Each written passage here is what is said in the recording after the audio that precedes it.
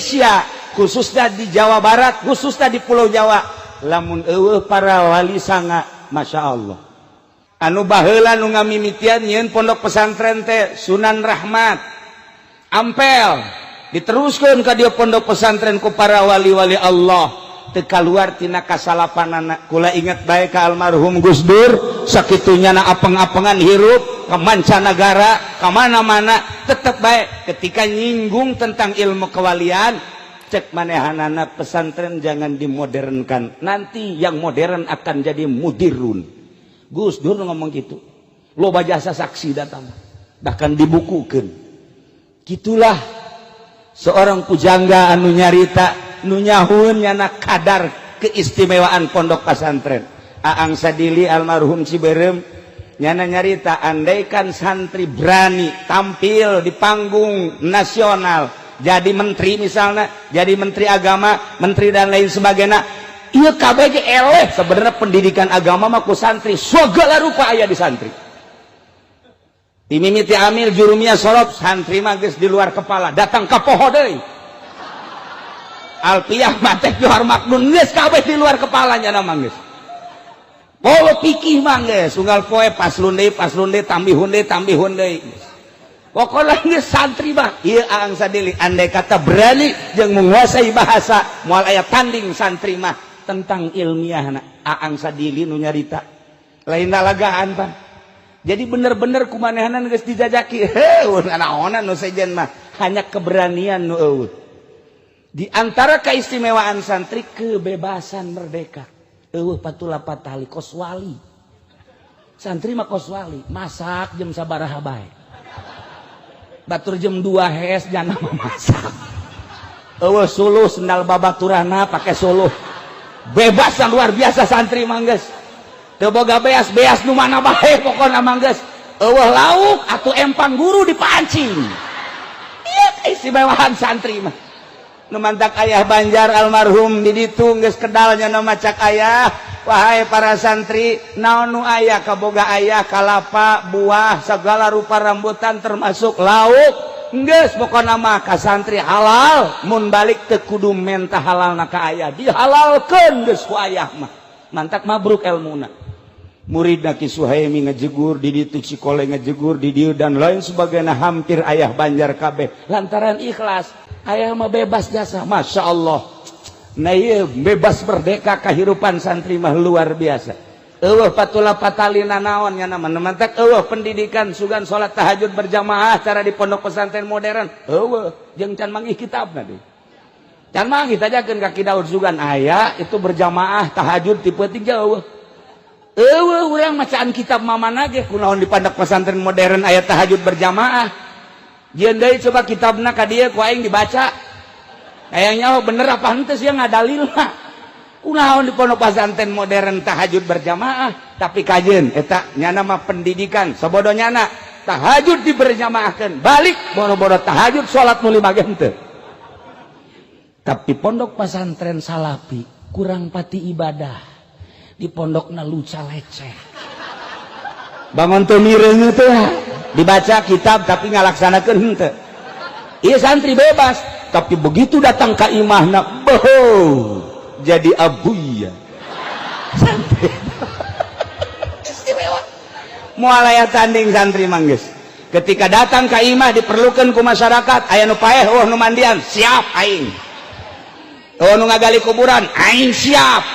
Ngimaman aing siap, protokol siap, ceramah siap, kakori-kori datang ke Parargat cek Haji Jaya mah siapa pantang mundur santri mah aing geus di kebon aing geus di mana mah aing salah bener we ngalamun nya lagi neulah santri.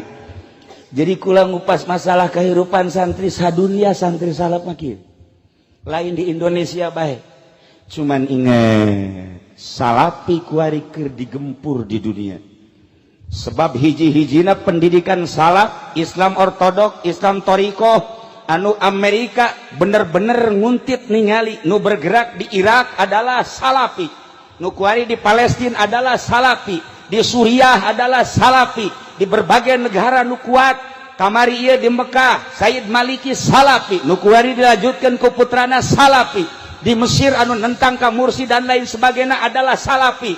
Begitu ningali di Indonesia sangat kuat, nu paling ditinggali ku Amerika Banten. Terus terang lain lalagaan. Saat ieu adalah Banten. Salafi.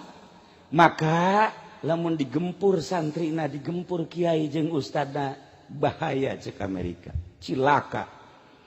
Maka dipaksa Jokowi harus menang. Lain lalagaan kulam. Tanpa aya ekstrim. Serius. Nu nyaho orang-orang tertentu. Kamari aya kiai ti Bondowoso termasuk di Jawa Timur dongeng akur. Kakarek 2 poe. Datang ka dieu naik pesawat, ka imah kula langsung ngobrol sarua. Nah, digempur kiaina cilaka. Maka dalam penggempuran ini satu-satunya Wahabi dan Syiah harus dikembangkan di Indonesia, terutama di Banten. Carana kumaha? Carana engke sekolah-sekolah bakal nu setengah pinter ge dikirim ke Arab dijadikan non siswa Arab, dikirim ke Iran dijadikan siswa Iran, atau dikirim biayana ke Indonesia dibere beasiswa. Bakalna ieu mah triliunan rupiah. Nu turun ti Saudi Arabia jeung ti Iran bakalna triliunan rupiah melalui kedutaan Saudi Arabia jeung kedutaan Iran. Jelas ieu mah geus lain 50-60% deh 100%. Lain lalagaan untuk menggempur Salafi. Ieu bakalna engke kok Banten terutama dana ti Saudi Arabia jeung ti Iran luar biasa untuk mensyiahkan dan mengwahabikan Banten terutama, khususnya umumna Pulau Jawa. Moal kebal deui bakal urang ngadenge selenting lalaunan. Jangka waktu 10 tahun. Nyana kudu berhasil Wahabi dan Syiah, sebab lamun teu Wahabi jeung Syiah tetep Salafi mah deuk kumaha ge ngalawan bae. Anu dianggap ngalawan karena perjuangan kristenisasi. Ieu adalah pondok pesantren Salafi nu paling loba ternyata Banten. Dibanding Jawa Timur, Jawa Tengah jeung Banten ka dieu ternyata paling loba pondok Salafi Banten. Cek ulama salah nganilai. Meureun nyana nganilaina asal aya pondok bae nyaho aya santriannya Asal aya pondok oh ieu Salafi, asal aya pondok oh ieu Salafi. Padahal santrina mah eueuh. Jadi berarti nyana ge min jumlati minal katipin sebenarnya mah. Katipu nyana ge. Tapi lain gitu, Amerika teu sembarangan. Lain leutik nyana, lain bodoh, istimewa dalam penelitian anu luar biasa. Perlu dicatat dan digarisbawahi, itulah salah satu keberhasilan Amerika anu mengangkat Jokowi. Ialah nu bakal mengkristenisasikan melalui wahabinisasi jeung Syiah. Engke bakal karasa triliunan rupiah bakal. Kamari aya kiai 2 memehna saminggu datang deui kiai ti Jawa Timur jeung aya desa babaraha kiai nu datang ka kula bagaimana kita ke depan.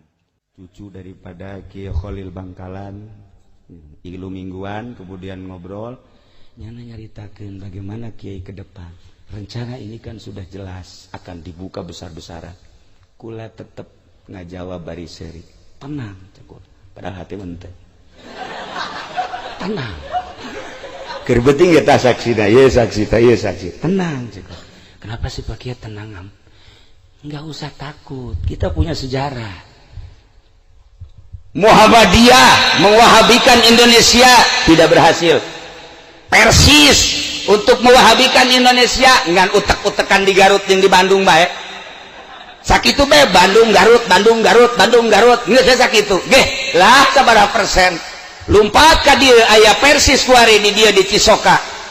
Aya Muhammadiyah di Cisoka, tetep bae moal bisa. Ieu tolak ukur teu bisa berkembang Muhammadiyah. Menes kurang kumaha leuwih awal. Tangerang di dieu di Jati Gintung kurang kumaha, batur can boga sakola nyana geus boga sakola. Malah guru-guruna kuari ngaraji ka Cileuk jadi NU. Cek kula tenang. Kiai bagaimana tenangnya? Di urang aya wali songo. Wali teu maot. Nu mentak santri zarah ka ditu bari tilok puasa ge. Dan nu penting zarah bae.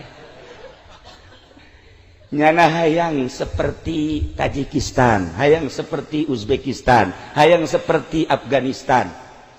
Di Uzbekistan didinya aya kuburan anak Sabandi, Syihabuddin anak Sabandi, Bahauddin anak Sabandi, Alauddin anak Sabandi, kuburana di Tajikistan. Eta di ditu 100% umatna Islam, wargana Islam 100%, tapi eueuh nu salat hiji-hiji aja, eueuh masjid hiji-hiji aja. Ketika liwat ka kuburan Syekh Bahauddin anak Sabandi ngan syukur kieu doang, hormat nyekel ka dieu berangkat deh, hormat nyekel ka dieu berangkat salat tanya. Kitu keneh ka Imam Bukhari. Ketika ziarah ka Imam Bukhari urang salat di dinya teu meunang. Kula nanya sejarahna kunaon sampai eueuh nu salat di dinya. Baheula jajahan Uni Soviet ketika aya nu salat tembak, ketika anu salat tembak, bahkan pondok pesantren diberondong ditembak paraeh kabeh. Sampai ayeuna eueuh nu berani salat di dinya. Dibuka lebar-lebar ku ari beusi deuk ziarah ka ditu nyana sangat senang, tapi hiji cak nyana ulah salat. Deuk ziarah mah babacaan los, baca Quran los, duk sahayuna, tapi salat ulah kunaon? Sebab masih keneh rawan penembakan bagi nu salat. Masya Allah. Ketika neuleuh di Indonesia, ya Allah deuk salat bae ge los. Di Indonesia mah aya nu teu eureun-eureun salat bae, datang ka ieu na bararetus. Oh, masalah di Indonesia mah. Ieu keistimewaan Indonesia, nu mantap kamari datang tamu orang Palestina, nyana ka Indonesia, ka imah kula kemudian ngobrol cak nyana Indonesia mah surga. Deuk kumaha ge ya Allah ya Rabbi. Bulan ieu geus aya deui orang Palestina nu datang ka imah.